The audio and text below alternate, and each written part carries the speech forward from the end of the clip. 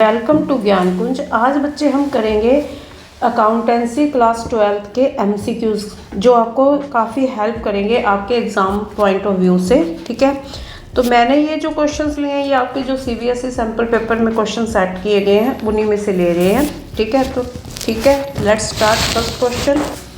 देखो बच्चे, first question जो आपको स्क्रीन पर दिखाई दे रहा है, इसमें देखो A and B are partner sharing profit and loss ratio 3:2, C admit. तो यहाँ से पता चल रहा है कि क्वेश्चन कौन सा है, एडमिशन का क्वेश्चन है।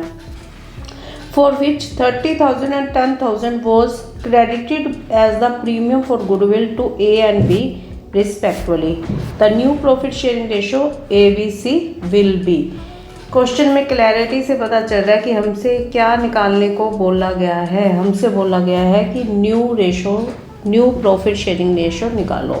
ठीक है, क्वेश्चन है एडमिशन का, न्यू प्रॉफिट शेयरिंग रेशो निकालने को हमें बोला है। ठीक है, अब हमें पता है कि एडमिशन के टाइम जो प्रीमियम फॉर गुडविल है वो किस में डिस्ट्रीब्यूट होती है, SR रेशो में, सेक्रीफाइस रेशो में। अब जो SR रेशो हमें गिवन है वो कितनी गिवन है, 30,000 और 10,000। ठीक है, 30,000 और 10,000, तो यहाँ से रेशो आ गई हमारे पास 3:1। ठीक है, और समझदार बच्चे तो ये करेंगे कि sacrifice ratio equal to old ratio minus new ratio. तो ये कहेंगे कि ठीक है, हमारे पास सेक्रीफाइस रेशो आ गई, हमारे पास ओल्ड रेशो है, तो हम न्यू रेशो फाइंड कर लेंगे। ठीक है, लेकिन ऐसा नहीं है। इसको हम कैसे सोल्व करेंगे, इसको आप इस तरह देखो, ये जो रेशो है आपको 3:1 दे रखी है, वो 3:1 आपकी SR रेशो है, लेकिन उसको वो जो रेशो आई है वो किसको डिवाइड करके आई है वो हम देखेंगे। देखो, जो C आ रहा है वो हमारे पास 1/4 पार्ट के लिए आ रहा है। ठीक है, C हमारे पास कितने के लिए आ रहा है, 1/4 पार्ट के लिए। ठीक है, तो यहाँ पर हमारे पास C की जो रेशो दे रखी है वो कितनी दे रखी है,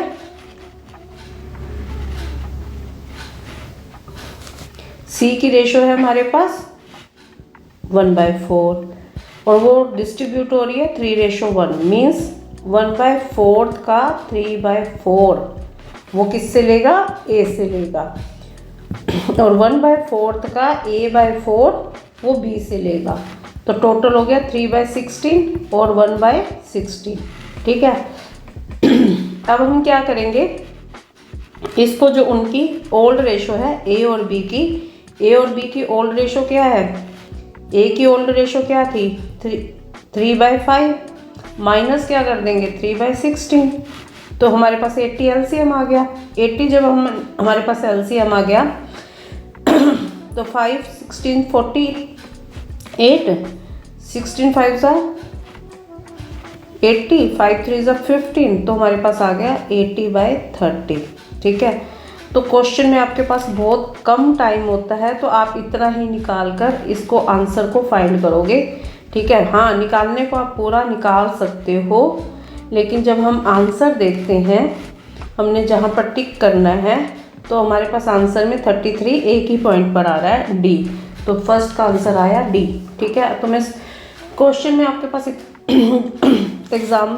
एग्जामिनेशन में आपके पास इतना कम टाइम होता है कि आपको पूरे आंसर नहीं निकालने, आपको एक ही आंसर से जब पता चल रहा है कि आंसर ये होगा तो आप इस पर टिक करके आओगे। ठीक है, उसके बाद सेकंड आ जाता है। सेकंड क्वेश्चन देखते हैं। अब सेकंड क्वेश्चन ना हमें दे रखा है अजर्शन और रीज़न का। ठीक है, तो इसमें हम अजर्शन को पहले आराम से पढ़ेंगे और फिर हम रीज़न को देखेंगे और फिर हम अपना आंसर फाइंड करेंगे। ठीक है, इसमें बोला है कि अजर्शन में Batman a partner in the firm with 4 partners has advance the loan 50,000 to the firm for last 6 months of the financial year without in any agreement. ठीक है, he claimed an interest on loan 3,000 despite the firm being loss of the year. अजर्शन ये कह रहा है कि firm loss में है, ठीक है, और फर्म को 6 मंथ पहले इन्होंने विदाउट किसी एग्रीमेंट लोन दिया था और इसके लिए 3000 क्लेम करने की बात कह रहे हैं। तो अब हम देखते हैं कि हमें पता है कि अगर विदाउट एग्रीमेंट इंटरेस्ट और लोन होता है 6% और 6 मंथ का लगाना है हमने, ठीक है।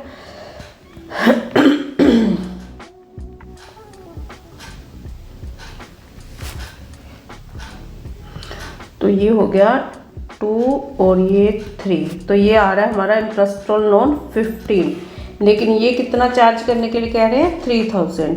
तो हमारा क्लियर है कि अजर्शन तो इनकरेक्ट है, ठीक है, अजर्शन इनकरेक्ट हो गया। अब हम रीजन देखते हैं। In the absence of any agreement provision for partnership deed provision of Indian partnership act 1932 would apply.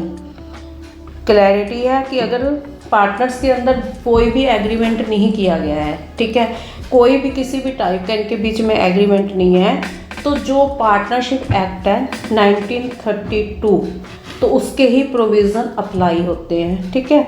तो जब उसके ही प्रोविज़न अप्लाई होंगे तो इट मीन्स ये हमारा करेक्ट है। यहाँ पर रीजनिंग में हमें ये बोला हुआ है, तो हमारा आंसर क्या होगा, A is incorrect but R is correct. तो हमारा आंसर क्या होगा, डी होगा, ठीक है। तो हमारा आंसर आएगा सेकंड क्वेश्चन का डी, ठीक है। अब हम चलते हैं third question. If 10,000 share 10 is forfeited for non payment of final call money 3 पर शेयर। 10,000 शेयर है जिस पर 3 रुपये नहीं आए, it means calls in arrear की अमाउंट क्या होगी 30,000। Only 7,000 of these shares were reissued. इसमें से 7,000 शेयर रीइशू हो गए 11 में पर शेयर पर, ठीक है, एसपी पर इशू हो गए। But and what is the minimum amount of company must collect eight the time of री issue of the remaining 3,000 share. तो यहाँ पर हम ये देखेंगे कि 7,000 शेयर तो रीइशू हो चुके हैं, बाकी रह गए 3,000 शेयर। तो 3,000 शेयर पर अब कंपनी उतने ही क्लेम कर सकती है जितने कंपनी के पास अब तक नहीं आए। तो कितने नहीं आए थे, 3 रुपीज़ नहीं आए थे। तो आंसर क्या आएगा 9,000। तो अब कंपनी जितने उसके पास क्लेम में जो कॉल्स इन एरियर में थे उस शेयर के अकॉर्डिंग उसको वो क्लेम कर सकती है। तो इसका आंसर आएगा 9,000, ठीक है। उसके बाद आ जाता है हमारा इसी का और वाला क्वेश्चन है बच्चे। On 1st April 2020, Galaxy Limited had the balance of 8 lakh in SP account. SP account में 8 लाख रुपीज़ है। ड्यूरिंग द ईयर कंपनी ने इशूड किए 20,000 equity share 10 each as a bonus share and use the balance amount write off loss on issue of debentures on account of the issue of 2 lakh 9% debenture 100 each। इन्होंने बोला कि during the year 20,000 share 100 का एक equity share as a bonus share issue किए हैं। तो bonus share बच्चे हम एसपी में से इशू कर सकते हैं, ठीक है।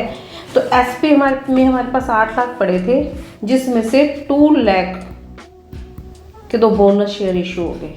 तो बैलेंस रिमेनिंग बैलेंस कितना रह गया इसमें, रिमेनिंग बैलेंस 8 लाख रह गया, ठीक है। अब बात करते हैं कि आगे कंपनी ने कहा the balance amount of right off loss on issue of debenture on the account of 2 lakh 9% debenture 100 each, discount 10% और premium redeemable eight 5% premium. It means total loss कितना हो रहा है इस डिवेंचर्स पर 10% तो डिस्काउंट है और 5% प्रीमियम ऑन रिडम्पशन। तो टोटल लॉस हो गया 15 और टोटल डिवेंचर्स कितने हैं 2 लाख इंटू 100 तो कितना हो गया 2 करोड़, इंटू इसका करेंगे 15%, तो टोटल लॉस यहाँ पर हो रहा है 30 लाख का। 30 लाख का टोटल लॉस हो रहा है, जिसमें से 6 लाख हमारे पास पड़े हैं। तो 6 लाख ये वाले इसमें से हम एसपी में से इस लॉस को राइट ऑफ करने के लिए उठा सकते हैं। तो बाकी रह गए 24 लाख। तो आंसर आएगा 24 लाख, जो हम प्रॉफिट एंड शेयर में से उठाएंगे लॉस को राइट ऑफ करने के लिए। ठीक है, तो आंसर आ जाएगा यहाँ पर 24 लाख। ठीक है, समझ आ गया होगा अच्छे से। ठीक है, उसके बाद हम बात करते हैं ABC who were sharing profit loss ratio 4:3:2। ठीक है, ABC 3 पार्टनर है, प्रॉफिट शेयरिंग रेशो 4:3:2 है। Decided to share in future profit loss ratio 2:3:4, और फ्यूचर प्रॉफिट शेयरिंग रेशो इनकी 2:3:4 है। मतलब ओल्ड रेशो 4:3:2, न्यू रेशो 2:3:4 और ओल्ड रेशो 4:3:2। ठीक है, बैलेंस शीट में हमें वर्कमैन कंपनसेशन रिजर्व शो हो रहा है। At the time of reconstitution certain claim for workman compensation was determined for which B share of the loss amount 5000। Claim for workman पूछा है, हमने पूछा कि वर्कमैन का क्लेम कितना आएगा। हमें लॉस जो बी को शेयर हो रहा है, it means workman compensation reserve ज़्यादा था, जिसके कारण हमें रिवैल्यूएशन में डालना पड़ा। और रिवैल्यूएशन में जो क्लेम आ रहा है उस लॉस में बी का शेयर 5000 है। और हमें पता है रिवैल्यूएशन का जो लॉस होता है वो ओल्ड रेशो में डिवाइड होगा। ठीक है, तो ओल्ड रेशो में डिवाइड करना है, तो 5000 ये शेयर है बी का। बी का शेयर है 437 और 2 9 3/9 है। तो हम इसको अपोजिट कर लेंगे टोटल शेयर निकालने के लिए 9/3। ठीक है, तो टोटल लॉस आ गया 15000। तो यहाँ पर क्लैरिटी आ रही है कि रिजर्व में पड़े थे 65,000 और रिवैल्यूएशन में लॉस गया 15,000, तो टोटल ये हो जाता है 80,000। तो हमें टोटल क्लेम कितना देना पड़ा 80,000, तो ये आ जाएगा 80,000। ठीक है, अब इसके और वाला क्वेश्चन देखते हैं। ABCR partnership business A used 2 lakh belonging to the firm without the information to other partners and made the profit 35,000 by using the amount. Which decision should be taken by firm rectifying the situation? इसमें बोला कि ABC 3 partner है। A ने क्या किया, without B और C को information दिए 2 लाख रुपए फर्म में से ले लिए, और उस पैसे को यूज़ करके 2 लाख को यूज़ करके उसने 35,000 का प्रॉफिट भी अर्न कर लिया है। ठीक है, तो हमें ये सिचुएशन दी गई है कि कितना अमाउंट ए को वापस करना चाहिए। A need to return 2 lakh, required return 35,000, ये required to back 35,000 only. B और C the need to return, हाँ जी ये आएगा। देखो उसको 2 लाख तो ये देने ही पड़ेंगे, साथ इस पैसे को यूज़ करके जो उसने प्रॉफिट कमाया है वो भी उसको फर्म को रिटर्न करना पड़ेगा। ठीक है, तो यहाँ पर आंसर आएगा हमारा 2,35,000। Interest on partner loan credited to, interest on partner loan देखो हमने क्वेश्चंस किए हैं तो हमें पता है कैपिटल अकाउंट में हम कभी पार्टनर का लोन नहीं दिखाते, तो ना फिक्स में आएगा ना करंट अकाउंट में आएगा, और ड्राइंग में तो आने का सवाल ही नहीं पैदा होता। तो कहाँ जाएगा ये, पार्टनर लोन अकाउंट में। ठीक है, ऐसा लिमिटेड परचेज बिल्डिंग फ्रॉम सीरी लिमिटेड 8 लाख। 8 लाख की इसने बिल्डिंग ली। कंसिडरेशन में इसने इशू किए 6% debenture 100 each at the discount of 20%। तो डिवेंचर अकाउंट में क्या क्रेडिट होगा, तो हमें क्लैरिटी है कि 88 लाख के डिवेंचर्स हैं। ठीक है, और टोटल 20% तो डिस्काउंट हो गया, तो 20 डिस्काउंट होकर एक डिवेंचर हो गया 80 का, तो 80 से इसको डिवाइड कर देंगे तो टोटल हो गए 10,000। 10,000 डिवेंचर इंटू 100 तो कितना आ जाएगा 10 लाख। तो हमारा आंसर आएगा B. Which of the following statement is incorrect about the debentures? Interest of debenture is the appropriation of profit, no appropriation नहीं होता, चाहे बिजनेस को फर्म को चाहे प्रॉफिट हो चाहे लॉस हो, इसको इंटरेस्ट ऑन डिवेंचर्स तो देना ही पड़ता है। तो फर्स्ट ही दिख रहा है कि इनकरेक्ट है। फिर भी हम पढ़ लेते हैं सेकंड। क्रेडिटर होते हैं, ठीक है, ये भी सही है, डिवेंचर्स क्रेडिटर्स ही होते हैं। Issue to the vendor too, ये भी हमारा करेक्ट है। और interest note paid by debenture issued as collateral security, ये भी ठीक है कि कोलैटरल सिक्योरिटी पर अगर हम डिवेंचर्स इशू करते हैं तो उस पर इंटरेस्ट पे नहीं होता है, ठीक है। आगे हैं क्वेश्चन नंबर 7 में। A company is registered with authorised capital 5 lakh. Company 5 lakh authorised capital से रजिस्टर्ड है। इक्विटी शेयर है 10 ईच, 2 लाख इक्विटी शेयर इसमें से इशू किए गए। एथोराइज्ड कैपिटल 5 लाख होगी, इशूड कैपिटल 2 लाख होगी, ठीक है। All money has been called up except 2 per share declare as the reserve capital. The share capital reflected in balance sheet as the subscribed and fully paid will be 0, ठीक है। अजर्शन है ये हमारा। अजर्शन में ये कह रहा है कंपनी की एथोराइज्ड कैपिटल 5 लाख थी, 2 लाख इशूड कैपिटल है और सब्सक्राइब्ड एंड फुल्ली पेड अब 0 दिखाई गया। तो ये सही है क्योंकि कंपनी ने कॉल्ड 2 रुपये अभी कॉल्ड ही नहीं किए हैं। तो जब तक कंपनी ने फुल्ली कॉल्ड ही नहीं किए तो फुल्ली पेड अप तो होने का मतलब ही नहीं होता है ना। तो फुल्ली पेड अप तो हो ही नहीं सकता। तो पहला हमारा एजर्शन तो करेक्ट है, ठीक है। अब सेकंड देखते हैं। Reserve capital can be called up only the time of winding up of the company. ये भी बिल्कुल करेक्ट है कि रिजर्व कैपिटल को कंपनी वाइंडिंग अप पर ही मंगवा सकती है। तो हमारे जो एजर्शन हमारा ये इसकी करेक्ट एक्सप्लेनेशन भी है, तो दोनों ही करेक्ट और करेक्ट एक्सप्लेनेशन भी है। तो हमारा इसका आंसर आएगा ए, ठीक है। तो ये हमारा आंसर ए बनेगा। उसके बाद देखते हैं 8th question. GST were partner sharing profit loss 3-1।